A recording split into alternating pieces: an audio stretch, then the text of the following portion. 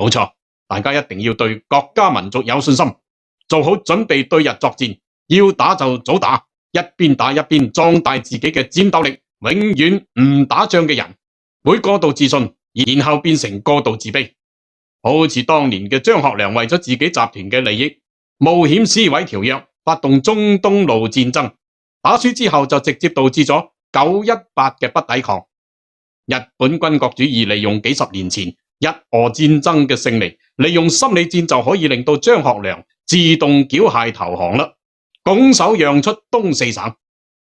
我哋應該學習128淞滬抗戰蔡廷鍇將軍指揮嘅19路軍，就算全國軍閥蔣介石中央軍都唔幫忙，陳濟棠粵軍都唔幫忙，孤立無援之下，竟然能夠以小勝多，打敗日本3任主帥，搞到日本帝國主義要不斷咁增兵，先至最後挽回面子。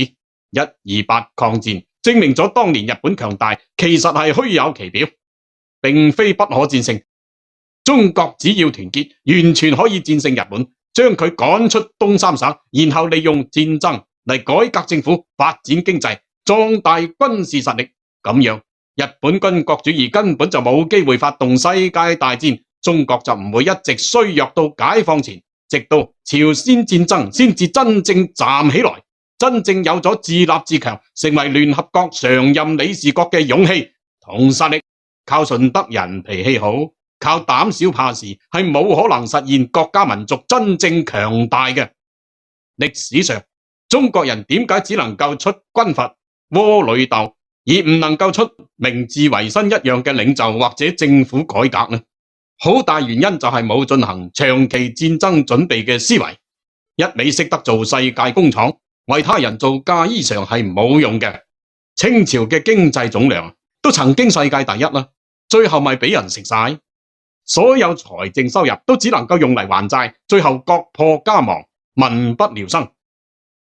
日本人、美國人、烏克蘭人都能夠利用戰爭實現國家強大、經濟發展、科技進步，點解中國唔得？